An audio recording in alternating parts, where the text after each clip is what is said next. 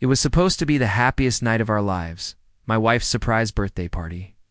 Laughter filled the house, until my phone buzzed. A message from an unknown number. "Look under the bed, you deserve the truth." I thought it was a prank. What I found instead shattered everything I believed in. Before we begin, hit that like button, because what I'm about to tell you, no husband should ever have to see. I still remember that evening like it's burned into the walls of my memory. The smell of vanilla frosting, the soft glow of fairy lights, and the hum of quiet excitement in the air. I'd spent weeks planning the surprise, every tiny detail. My wife Alara had always said, no one ever went out of their way for her birthdays. So this year, I wanted to change that. I wanted to show her how deeply she was loved. The house looked beautiful.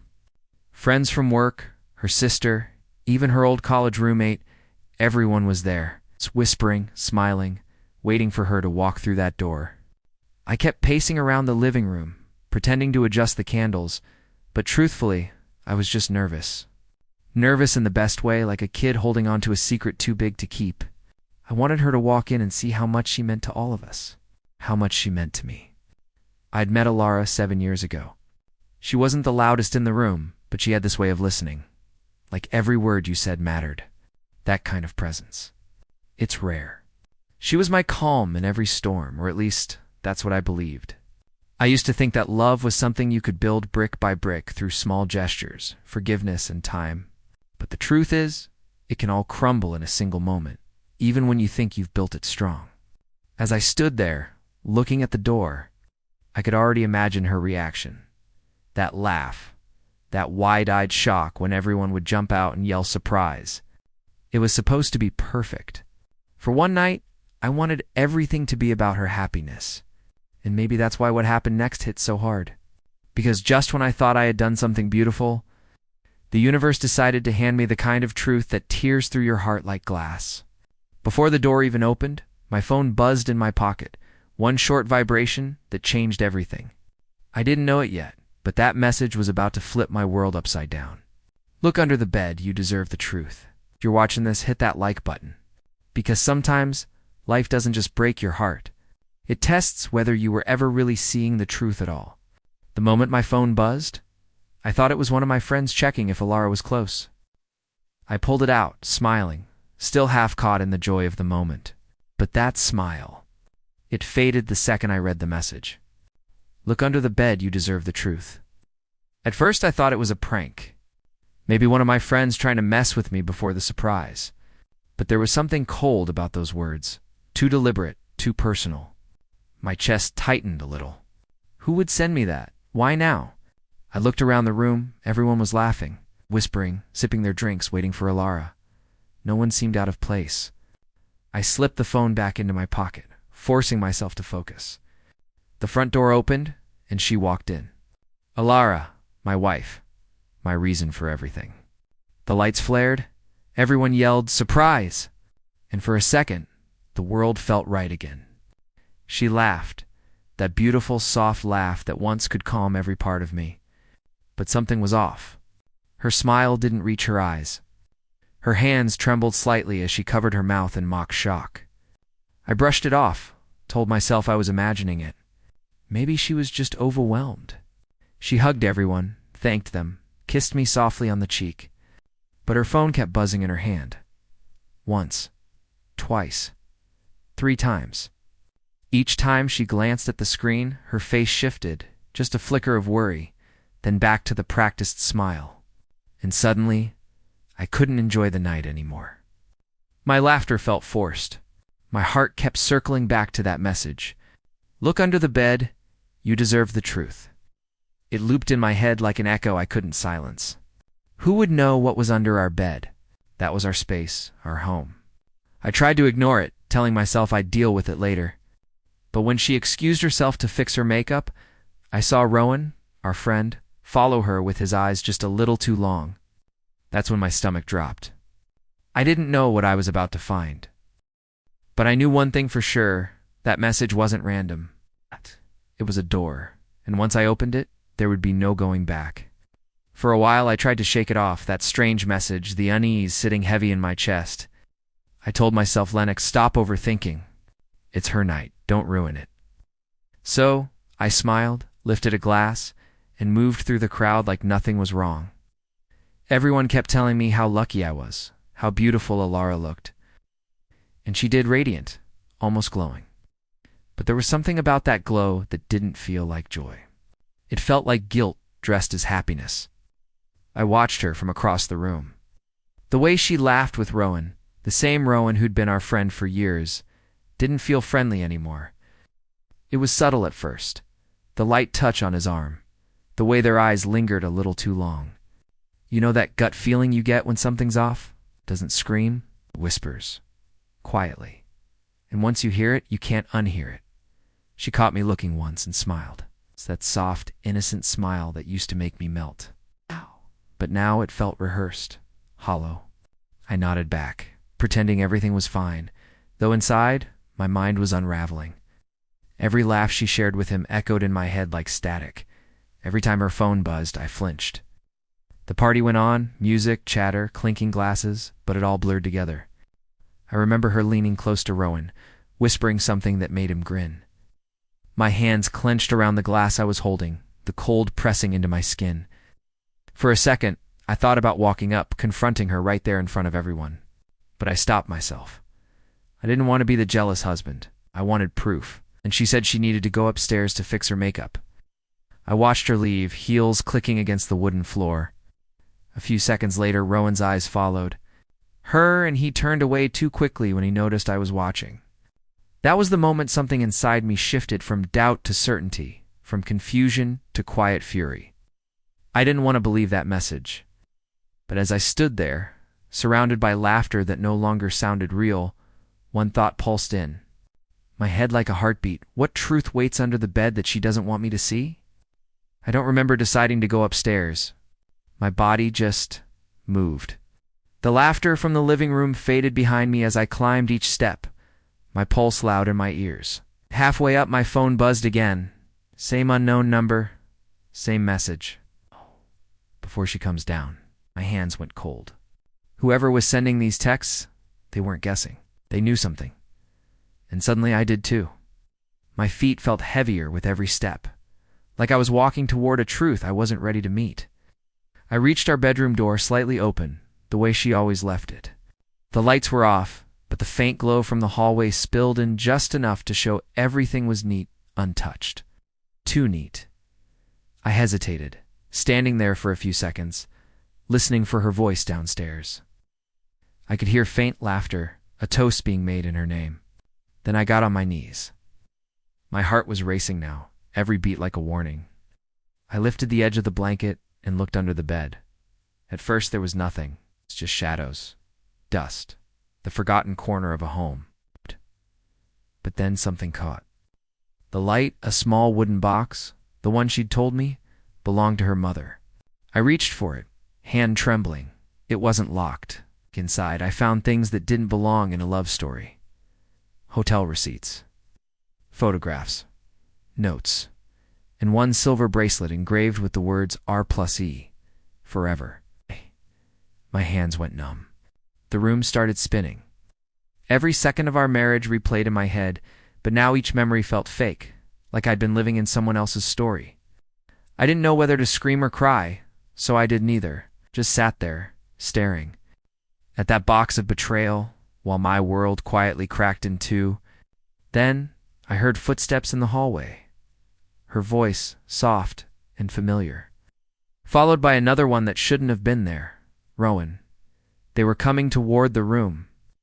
I shoved the box back under the bed and stood up, my chest tight, breath sharp. Her laughter got closer, then stopped right outside the door. And that's when I realized I wasn't the only one keeping secrets that night. The door creaked open, just a few inches, and their voices slipped through the crack like poison in the air. I didn't move. I just stood there, frozen, watching the shadow of the woman I thought I knew flicker across the floor. Ilara's voice was quiet, shaky. He still doesn't know. After tonight, I'll tell him. Rowan laughed. That low, careless laugh that used to sound harmless when he was just a friend. You've been saying that for months, Ilara. He's too blind to ever find out. Those words tore something inside me that I didn't know could break. My fingers curled into fists, and I could feel my pulse in my throat. I'd always imagined betrayal would come like a storm, loud, violent, impossible to miss. But this was worse. It was calm, soft, like they were talking about nothing. I stepped into the light. "Don't bother telling me," I said, my voice steady but shaking underneath. I heard everything. They froze. Alara's face turned pale, her eyes wide, the color draining like she'd seen a ghost. Rowan took a step back, his jaw tight, pretending to look sorry but not enough to mean it. "Lennox," she started, reaching for me. "Don't," I cut her off. "Don't touch me." I reached under the bed, pulled out the box, and threw it on the bed between us. The photos, the bracelet, the receipts, they spilled out like evidence in a trial that didn't need a lawyer.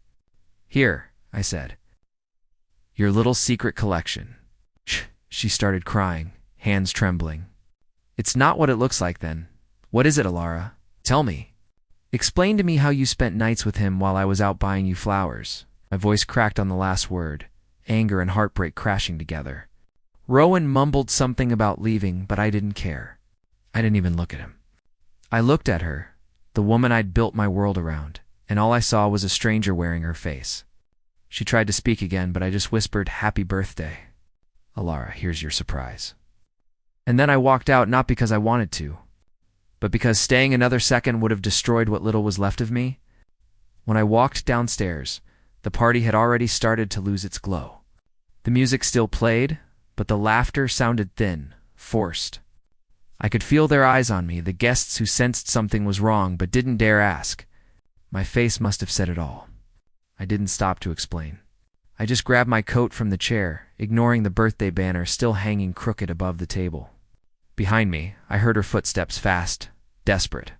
"Lennox, please, just listen," she cried. Her voice echoed through the hall, trembling with panic. But I couldn't turn around. I couldn't look at her without seeing those photos flashing in my mind like daggers. Every smile she'd ever given me now felt rehearsed, every "I love you" poisoned with someone else's name. I stepped outside into the night. The air was cold, cutting, and for a second I just stood there trying to breathe.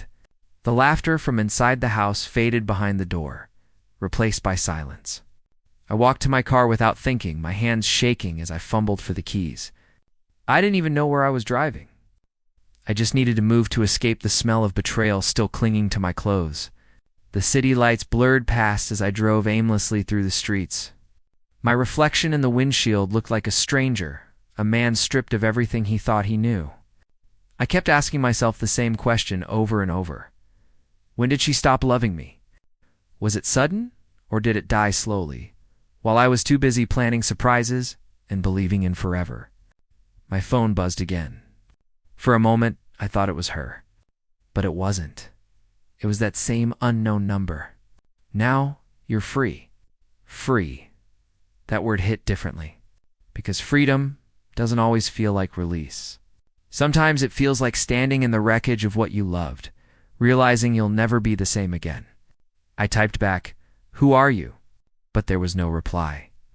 Just silence, the kind that feels heavy enough to swallow you whole. That night, I didn't go home. I couldn't, because home wasn't mine anymore. It was just a house filled with lies, and a bed that hid the truth I never wanted to find. Weeks passed, but the ache didn't. I tried to bury myself in work, silence and long drives to nowhere, but betrayal has a way of echoing, even in quiet rooms. Every night I'd lie awake, staring at the ceiling, wondering if she was still with him, if she missed me, or if she ever loved me at all. I didn't want revenge at first. I wanted peace. But peace doesn't come to those who've been lied to. It has to be earned. One morning, a message appeared on my phone again. Same number. This time, just 2 words. "You ready?" Before I could reply, another text came through, a photo. Rowan and Alara laughing at a cafe, her hand over his. The caption said it all. Some people never learn. That was the day I decided karma needed a little help.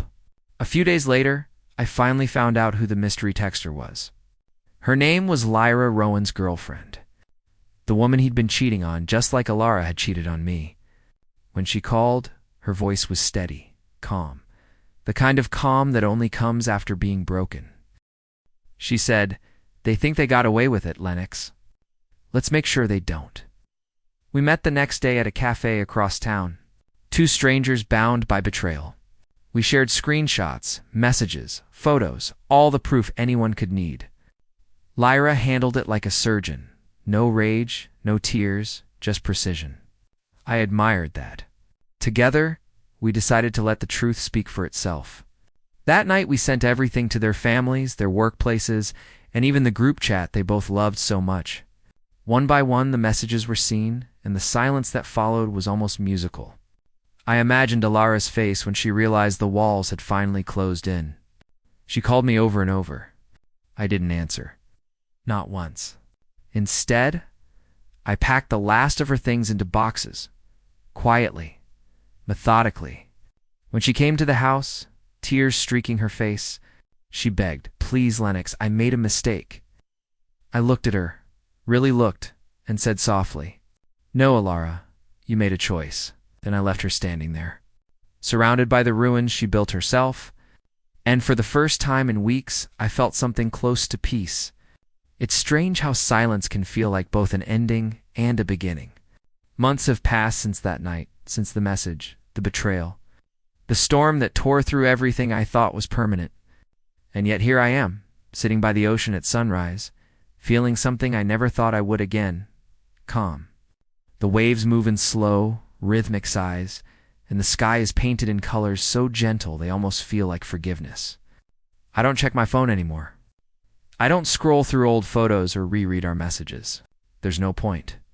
The version of me that once needed her approval, her love, her smile, he's gone. What's left is quieter, simpler, stronger. People say karma takes time, but sometimes it moves faster than you expect. After everything came out, Alara and Rowan lost what they thought was worth betraying us for. Their affair crumbled the moment it was dragged into the light. Their friends stopped talking to them. Their reputations shattered. From what I've heard, they don't even speak to each other now. I didn't plan it that way. I didn't need to. The truth did all the work.